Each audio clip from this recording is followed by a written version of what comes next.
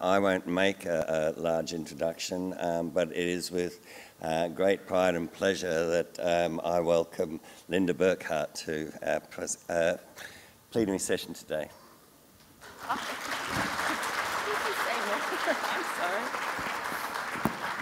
sorry. Okay, is this working? This is on? Great. And my slides are on. Welcome. Are you guys out there? The lights are in my eyes. All right, I see everyone, sort of. Let's get started. Today we're going to be talking about my favorite kids. You might have been seeing some of those pictures just as I came up to the stage. They're those kids that have the most complex, most challenging abilities. They have physical challenges, multiple challenges, vision issues, hearing issues, cognitive issues, the ones that keep you up at night. Are you working with those kinds of kids?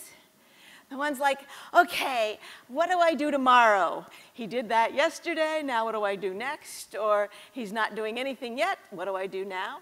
Those kinds of kids, and I bet you brought some of those with you. Those are the kids that I'm going to be talking about today. We're going to be talking about switch access. And I want to start off with, there's a lot more to switches than telling the child to hit the switch. I've been doing switches for, well, let's see, I've been teaching 38 years. I think I started switches in about 4 years later than that. You know, the late 70s, I was making my own switches with soldering irons and things like that. And at the time, people's first reaction was, hit the switch. 10 years later, it was still, hit the switch. And I'm still walking into classrooms hearing, hit the switch. There's a whole lot more we should be doing with the switches. And so let's look at some of those options.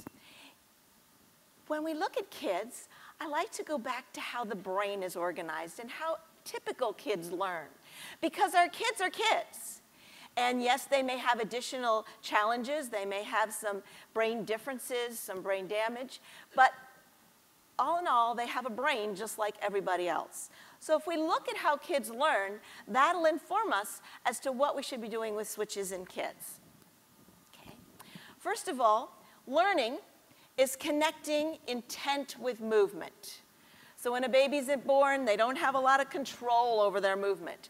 And slowly over time, they begin to notice they've got a hand, somebody puts something in it, and they hold it briefly, they drop it. Eventually, they learn to reach. They get some intent for using a movement to go to do something. So movement and intent are closely linked. And determining that learning is a very important factor, and that is attention. Where is the child's attention? Is it on his hand? Is it on the noise behind him? Is it on somewhere else? Where is the focus of that child's attention? So we'll be looking at attention as we go along too. So, when a baby's born, how many neurons do they have? Millions? Higher. Billions, yes. Actually, scientists estimate that babies have 100 billion neurons.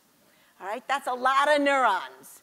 And not only do they have all those neurons already migrated to the places they need to be in the brain, but those neurons have started to send out axons and dendrites to connect to each other. And so there's a lot of connections already there on day one. Do you know how many connections those 100 billions of neurons have? Yes, trillions. Okay.